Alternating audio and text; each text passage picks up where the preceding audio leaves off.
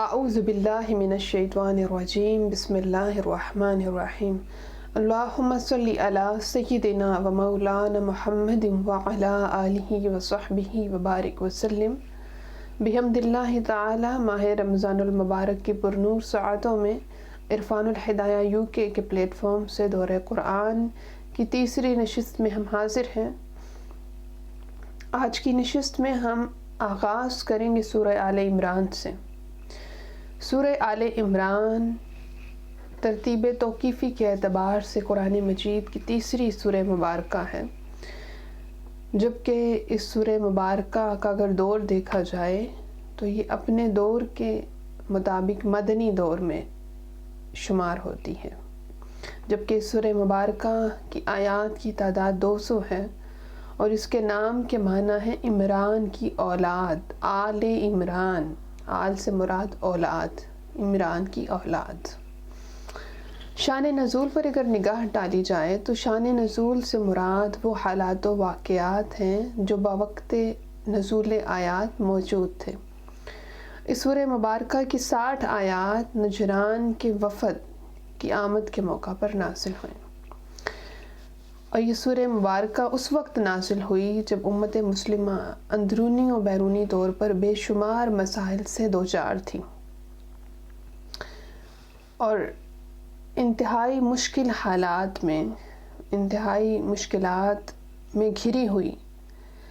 مدینہ پاک کی وہ بستی جو ایک چھوٹی سی آبادی تھی اور جس میں بے سر و سامانی کے عالم میں ایک جدید معاشرے کی تشکیل ہونے جا رہی تھی۔ اس تحریک کو ممکنہ درپیش مسائل کے لیے رہنما اصول اس سورہ مبارکہ میں اللہ رب العزت نے بیان کیے اور بیان فرمایا کہ عام حالات میں دشمن سے کس طرح کے تعلقات استوار کرنے چاہیے، نیز خاص معروضی حالات میں اس تحریک کو اور اس کے ارکان کے تحفظ کے لیے کیا حکمت عملی اختیار کرنی چاہیے۔ یہ سارے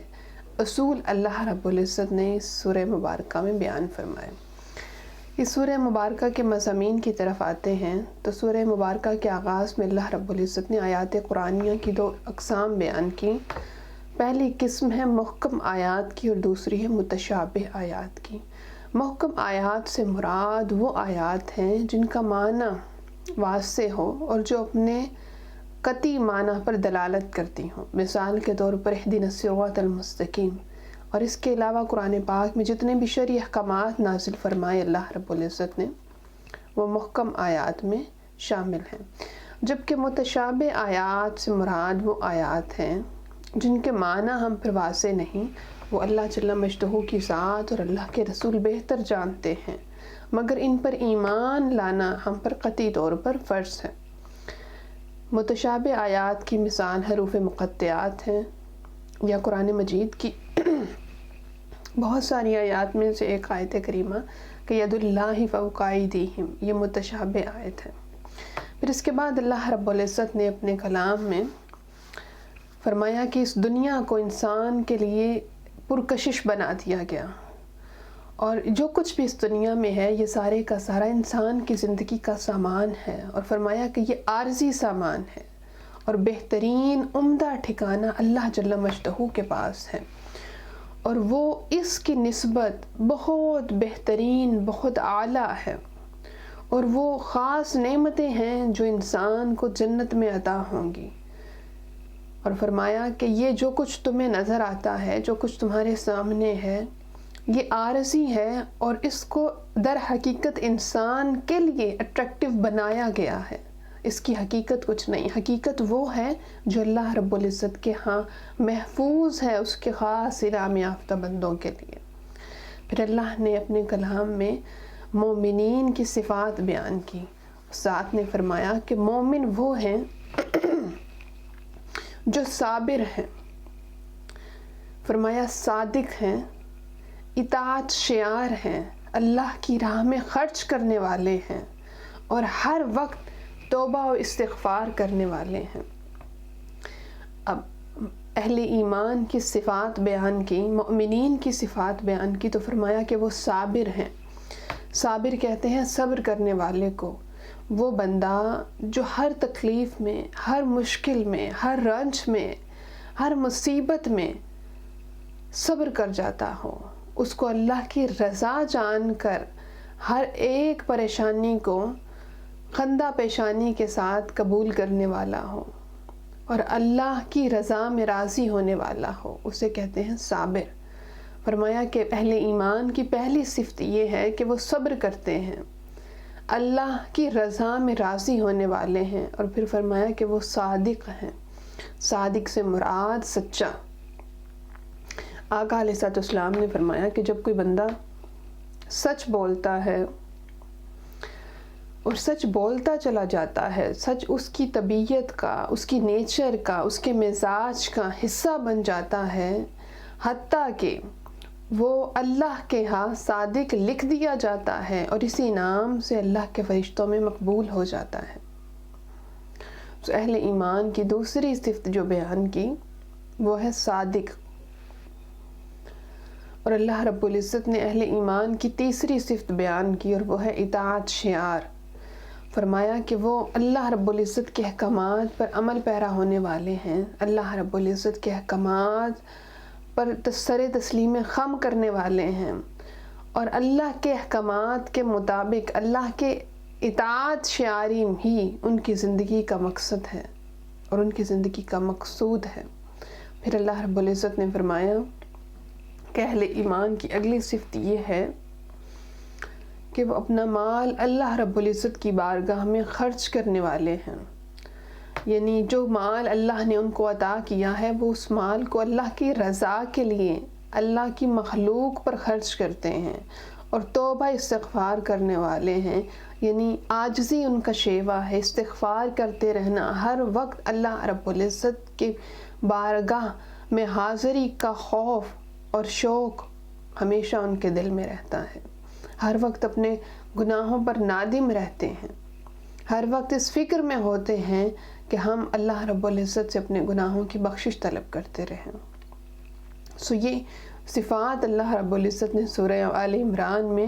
اہل ایمان کی اور مومنین کی بیان فرمائی۔ معزز سامعین و سامعات، یہاں ہمارے لیے ایک نکتہ ہے کہ ہم اہل ایمان خود کو کہتے ہیں، خود کو مومن کہتے ہیں، سو ہمیں یہ دیکھنا چاہیے کہ کیا یہ صفات ہماری ذات میں موجود ہیں، اور اللہ نے بیان کی مقصد ہی یہی ہے کہ یہ صفات اپنے اندر پیدا کر لو، کیونکہ جو ایمان والے ہیں، جو مومنین ہیں، ان کی یہ صفات ہیں۔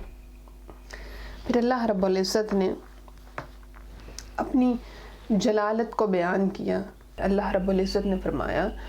کہ ملک، اقتدار، حیات، موت، ہر چیز کا مالک اللہ رب العزت ہی ہے، اور وہ جسے چاہتا ہے انعام کے طور پر یا امتحان کے طور پر اقتدار سے نوازتا ہے، اور جس سے چاہے سلب کر لیتا ہے،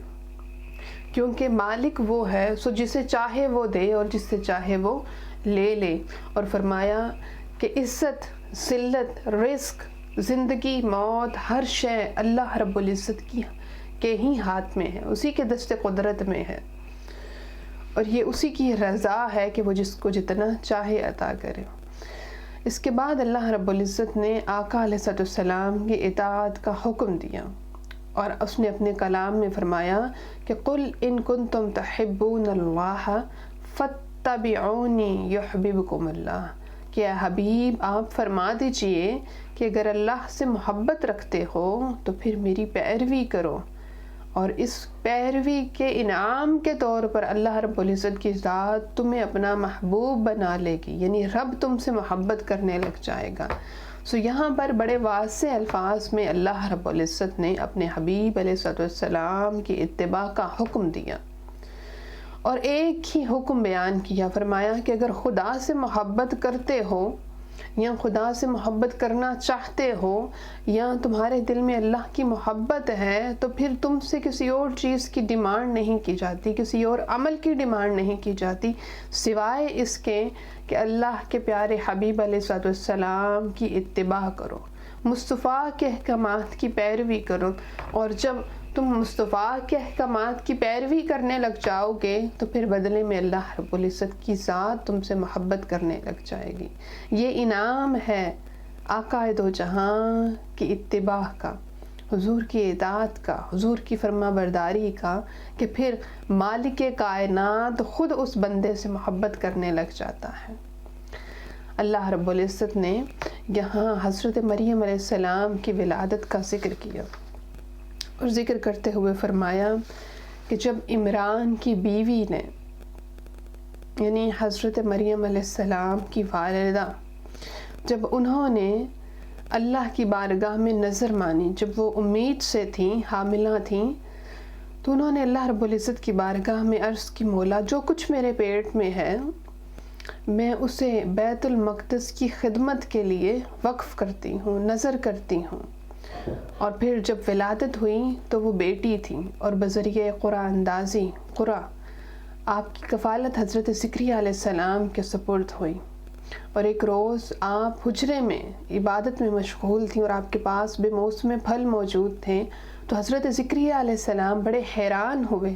اور تعجب سے پوچھا کہ یہ پھل کہاں سے آئے؟ تو آپ نے جواب دیا کہ یہ میرے رب کی طرف سے ہیں۔ اس موقع پر حضرت زکریا علیہ السلام کے دل میں اولاد کی خواہش پیدا ہوئی اور آپ نے سوچا کہ جو رب حضرت مریم علیہ السلام کو بے موسم پھل عطا کر سکتا ہے، وہ بڑھاپے میں مجھے اولاد کی نعمت سے بھی نواز سکتا ہے۔ تو آپ نے حضرت مریم علیہ السلام کے حجرے میں کھڑے ہو کر حضرت مریم علیہ السلام کے وسیلے سے اللہ رب العزت کی بارگاہ میں دعا مانگی اور عرض کی، اے میرے رب مجھے اپنی طرف سے پاکیزہ اولاد عطا فرما، بے شک تو ہی دعاؤں کو بہت سننے والا ہے۔ پھر جب حضرت زکریا علیہ السلام اپنے حجرے میں کھڑے نماز پڑھ رہے تھے تو فرشتے آئے اور فرشتے نے بشارت دی، خوشخبری دی کہ بے شک اللہ رب العزت کی ذات آپ کو یحییٰ علیہ السلام کی بشارت دیتا ہے۔ فرمایا کہ جو کلمۃ اللہ یعنی حضرت عیسیٰ علیہ السلام کی تصدیق کرنے والے ہوں گے، سردار ہوں گے، عورتوں سے رغبت نہ رکھنے والے ہوں گے اور نبی ہوں گے۔ پھر اللہ نے فرشتوں کے ذریعے حضرت مریم علیہ السلام کو حضرت عیسیٰ علیہ السلام کی بشارت دی اور دیتے ہوئے فرمایا کہ ان کا نام مسیح عیسیٰ بن مریم ہوگا،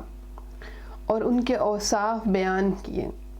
فرمایا کہ وہ دنیا و آخرت میں معزز ہوں گے، گہوارے میں یعنی چھوٹی عمر میں پنگھوڑے سے اور پختہ عمر میں لوگوں سے کلام کریں گے، انہیں کتاب و حکمت کی تعلیم اور تورات و انجیل کی تعلیم دیں گے اور بنی اسرائیل کی طرف رسول ہوں گے۔ یہ بشارت فرشتے حضرت مریم علیہ السلام کے پاس لے کر آئے۔ پھر اللہ رب العزت نے حضرت عیسیٰ علیہ السلام کے معجزات کا ذکر کیا اور فرمایا کہ وہ اللہ کے حکم سے مٹی کا پرندہ بنا کر اس میں جان ڈال دیں گے، وہ مادرزاد اندھے کو درست یعنی بینائی واپس لے آئیں گے، ٹھیک کر دیں گے، شفا یاب کر دیں گے، اور فرمایا کہ وہ برس کے مریض کو شفا دیں گے اور مردے کو اپنے ہاتھ کے لمس سے زندہ کریں گے اور لوگوں کو یہ بتائیں گے کہ وہ کیا کھا کر آئے اور کیا بچا کر آئے، کیا اپنے گھروں میں ذخیرہ کر کے آئے۔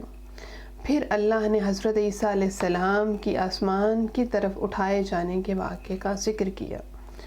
اور فرمایا کہ جس طرح اللہ نے امر کن سے آدم علیہ السلام کو مٹی سے پیدا کیا، اسی طرح اس رب پاک نے، اس رب جلیل نے حضرت عیسیٰ علیہ السلام کو بن باپ کے پیدا کیا۔ اللہ رب العزت نے یہاں پر بے شمار چیزوں کا ذکر ایک ساتھ کر دیا۔ حضرت مریم علیہ السلام کا ذکر کیا اور اس واقعے کے پہلے حصے میں اللہ رب العزت نے بڑی خاص بات جو بیان کی وہ یہ کہ اللہ کے نیک بندوں کے وسیلے سے دعا مانگنا جائز ہے، اور یہ حضرت زکریا علیہ السلام کی سنت ہے۔ پھر اللہ رب العزت نے حضرت مریم علیہ السلام کی پاک دامنی کا ذکر کیا، فرمایا کہ جیسے اللہ نے مٹی سے سیدنا آدم علیہ السلام کو پیدا کیا، اسی طرح اللہ نے بن باپ کے حضرت عیسیٰ علیہ السلام کو پیدا فرمایا حضرت مریم علیہ السلام سے۔ اور پھر اللہ کی قدرت ہے، اللہ رب العزت کیونکہ مالک ہے، وہ جو معجزہ چاہے جس کو عطا کر دے۔ پھر اللہ رب العزت نے حضرت عیسیٰ علیہ السلام کو کمال درجے کے جو معجزات عطا کیے ان کا ذکر کیا، اور بالآخر آپ کے آسمان کی طرف اٹھائے جانے کا ذکر کیا۔ پھر اگلی آیات میں اللہ رب العزت نے عالم ارواح کے میثاق کا ذکر کیا کہ عالم ارواح میں اللہ رب العزت نے تمام انبیاء علیہ السلام سے آقا دو جہاں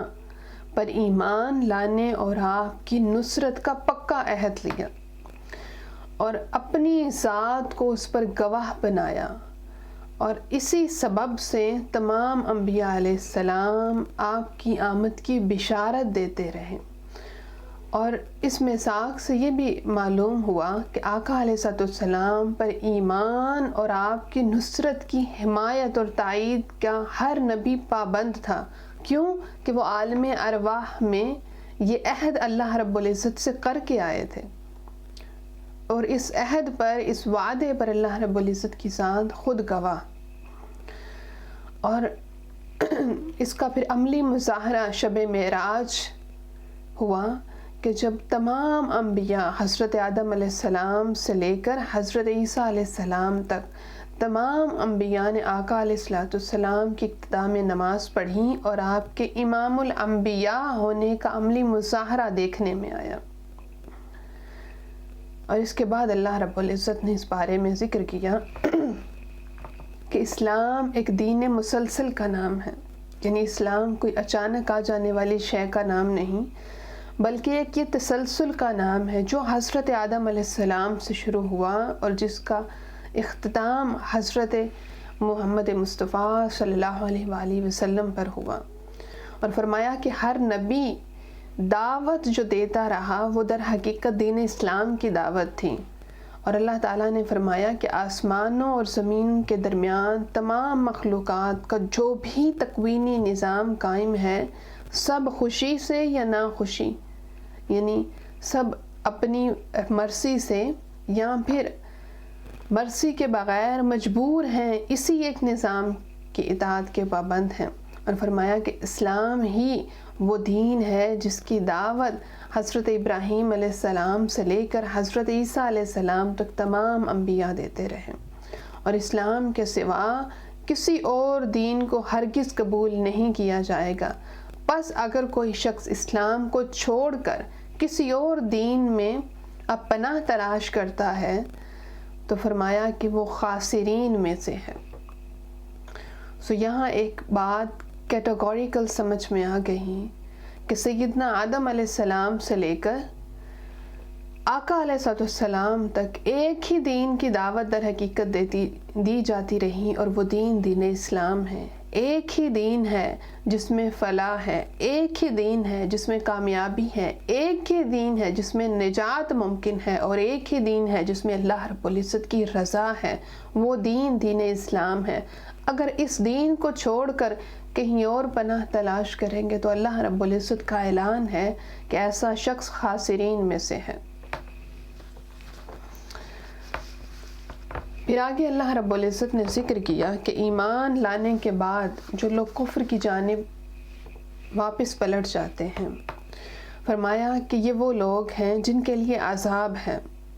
پھر فرمایا ان کی سزا عذاب ہے، اور ان پر ایسا عذاب ہوگا جس میں کوئی تخفیف نہیں کی جائے گی، کوئی مہلت نہیں دی جائے گی۔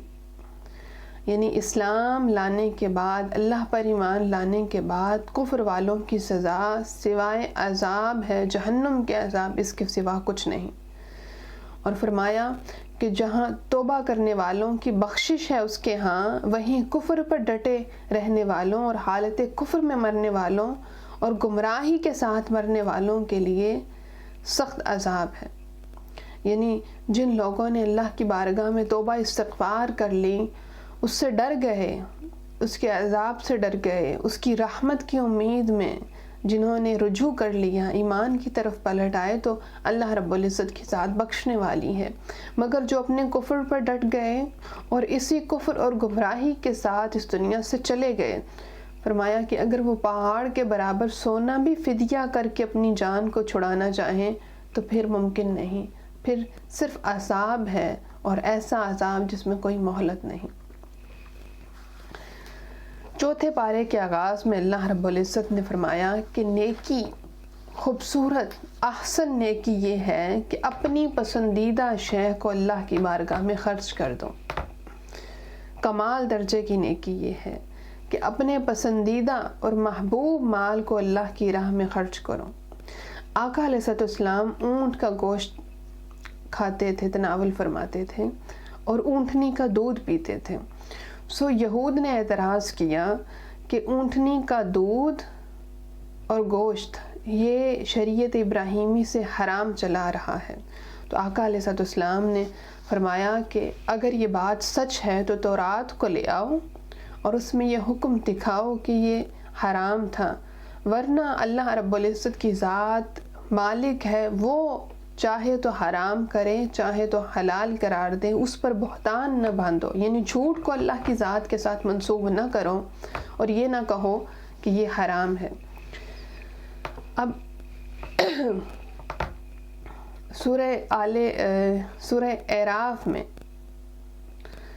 آیت نمبر 157 میں ذکر ہے کہ اللہ نے فرمایا ہر قسم کا طعام بنی اسرائیل کے لیے حلال تھا سوائے اس کے جس کو تورات کے نزول سے پہلے حضرت یعقوب علیہ السلام نے از خود حرام قرار دیا۔ سو اس سے یہ پتہ چلا کہ حضرت یعقوب علیہ السلام کا اونٹنی کا گوشت اور نہ کھانا اور دودھ نہ پینا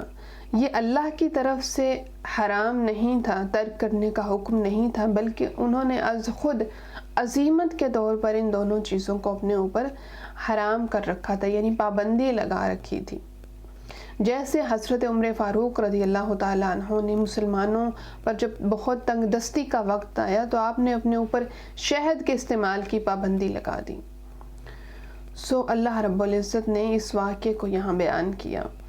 اللہ رب العزت نے حج کی فرضیت کا حکم جاری کیا اور فرمایا کہ وَلِلَّهِ عَلَى النَّاسِ حِجُّ الْبَيْتِ مَنِ اسْتَطَاعَ إِلَيْهِ سَبِيلًا، کہ جو کوئی استطاعت رکھتا ہو وہ اللہ رب العزت کے گھر کا حج کرے۔ اور فرمایا کہ اللہ رب العزت کی عبادت کے لیے پہلا گھر جو بنایا گیا وہ مکہ مکرمہ میں بیت اللہ ہے، اور یہ وہ گھر ہے جس میں واضح نشانیاں ہیں۔ مقام ابراہیم ہے جو جائے امن ہے۔ مقام ابراہیم وہ مقام ہے، وہ پتھر ہے جس پر سیدنا ابراہیم علیہ السلام کے قدمین کے نشانات موجود ہیں، اور یہ نشانات اس وقت کے ہیں جب سیدنا ابراہیم علیہ السلام نے اس پتھر پر کھڑے ہو کر آقا علیہ السلام کی بعثت کی دعا مانگی، تو پھر اس پتھر نے آپ کے قدم اپنے سینے میں محفوظ کر لیے، اور اس نسبت سے یہ پتھر آج بھی کعبۃ اللہ میں موجود ہے۔ پھر اس کے بعد اللہ رب العزت نے اتحاد امت کا درس دیا اور فرمایا کہ اتحاد امت کو اختیار کرو، یعنی اتحاد کی طرف آؤ، فرقہ بندی سے بچو، اور فرمایا کہ اسلام سے پہلے تم ایک دوسرے کے دشمن تھے، ایک دوسرے کے خون کے پیاسے تھے، اور اپنی بدعمالیوں کے سبب جہنم کے گھڑے کے کنارے پر تھے، یعنی قریب تھا کہ تم اس گھڑے میں گر جاتے، مگر اسلام اور آقا علیہ السلام کی برکت سے اللہ رب العزت نے تمہارے دلوں کو جوڑ دیا اور تم بھائی بھائی بن گئے۔ سو اب یہ جو بھائی بھائی بن گئے ہو، اس اتحاد کو قائم رکھو، پھر سے تفرقہ بازی میں نہ پڑ جاؤ، پھر سے بکھر نہ جاؤ، پھر سے اپنے شیرازے کو ٹکڑے ٹکڑے اور پارا پارا نہ کر لو، بلکہ اتحاد کی فضا کو قائم رکھو۔ اللہ رب العزت نے بتایا کہ یہ جو امت مسلمہ ہے اس کا ایک خاص فرض ہے۔ فرمایا کہ کنتم خیر امت اخرجت للناس تأمرون بالمعروف، کہ امت محمدیہ کو اللہ رب العزت نے عالم انسانیت میں دعوت حق کے لیے پیدا کیا۔ بحیثیت امت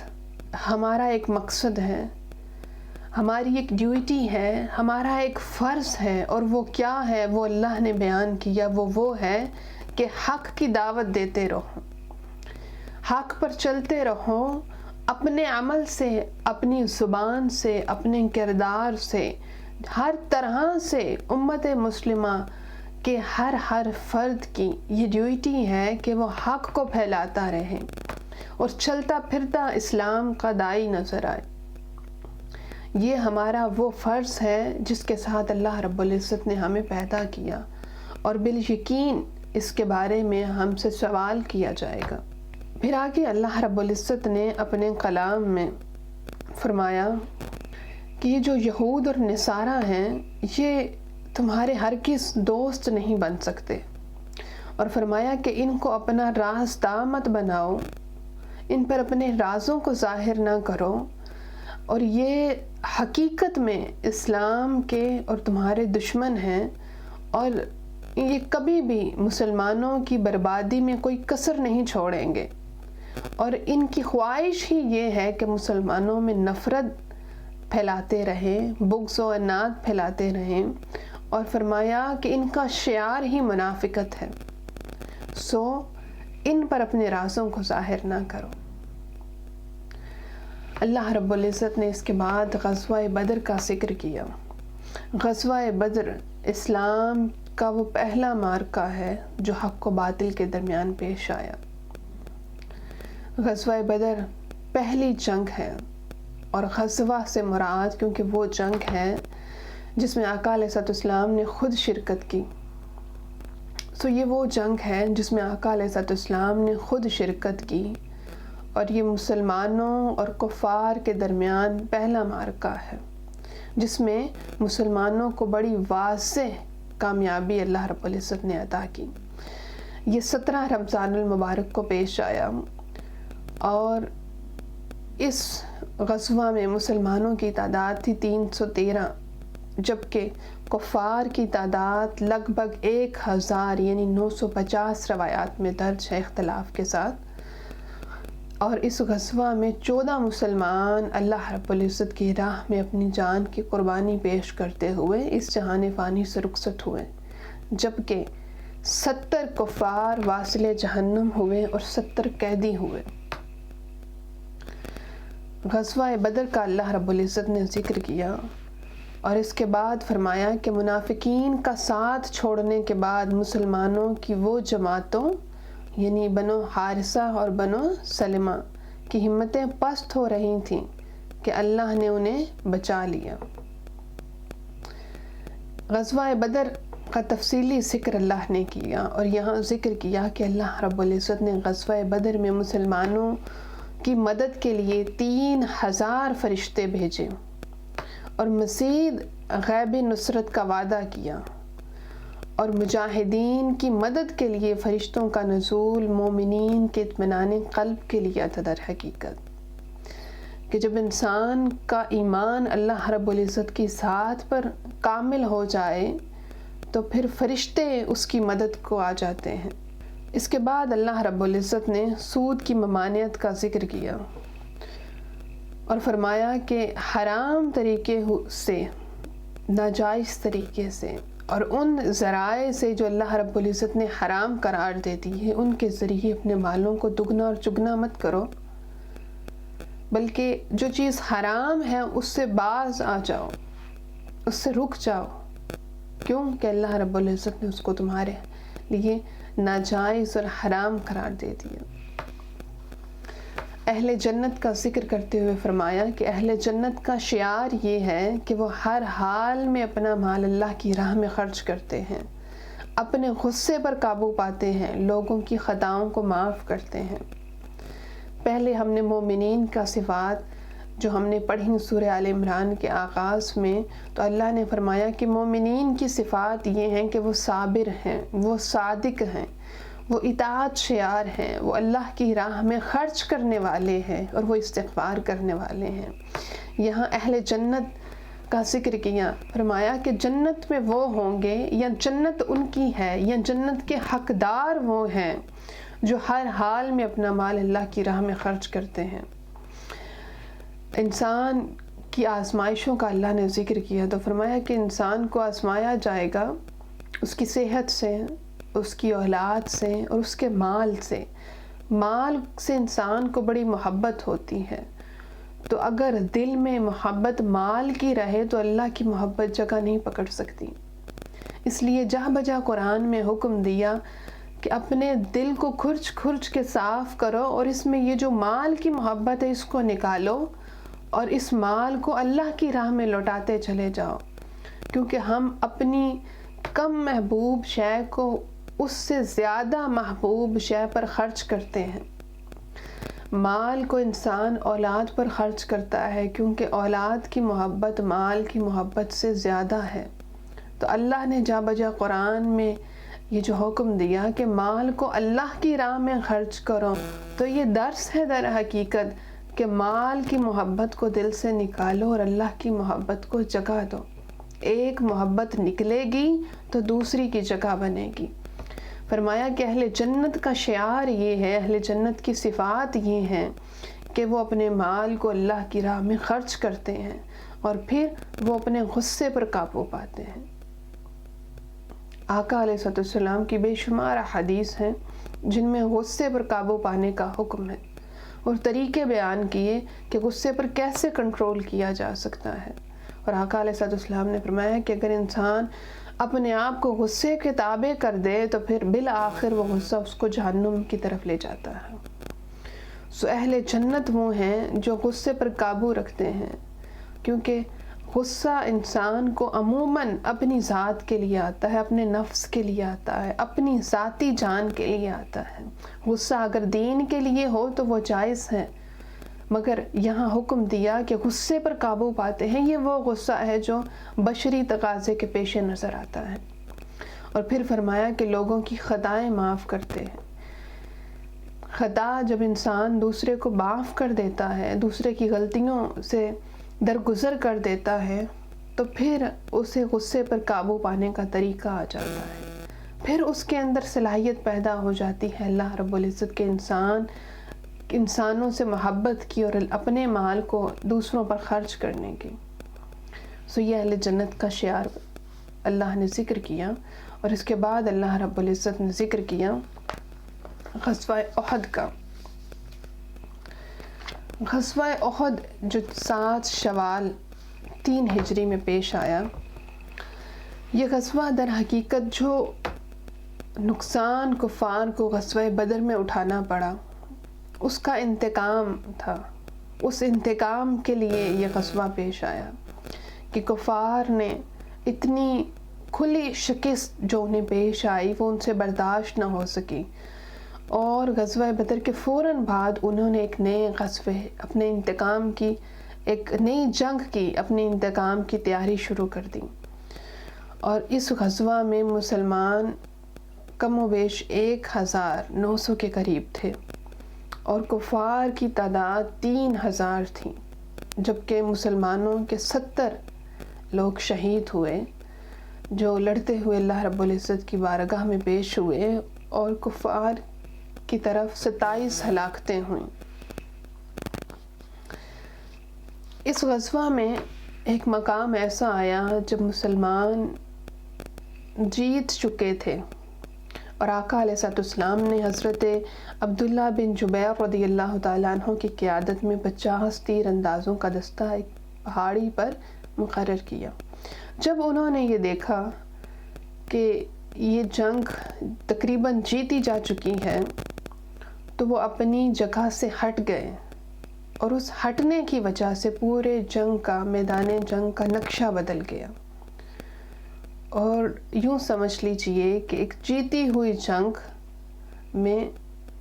پھر سے بہت سا نقصان اٹھانا پڑا۔ اور ایک مقام ایسا بھی آیا کہ جب یہ افواہ پھیل گئی کہ معاذ اللہ آقا علیہ السلام شہید ہو گئے ہیں، اور مسلمانوں کے قدم عارضی طور پر لڑکھڑا گئے، سو ان کے دلوں کو اطمینان بخشنے کے لیے اللہ رب العزت نے فرمایا کہ آقا علیہ السلام یعنی محمد مصطفیٰ اللہ کے رسول ہیں، آپ سے پہلے بھی رسول گزر چکے، اگر وہ اللہ کے حکم سے یعنی قضائے الہی سے فوت ہو جائیں یا بفرض محال شہید ہو جائیں تو کیا تم الٹے پاؤں واپس پلٹ جاؤ گے؟ اور پھر غزوہ احد میں جب عارضی طور پر مسلمانوں کی ہمتیں جواب دینے لگیں اور طرح طرح کے گمان ان کے ذہنوں میں پیدا ہونے لگے تو اللہ رب العزت نے ان میں سے بعض کی تسلی کے لیے ان پر نیند اونگ کو طاری کر دیا اور نیند کی کیفیت میں انہیں نہایت امید افزاں منظر دکھائے تاکہ ان کی ہمت جو ہے وہ پھر سے بحال ہو جائے،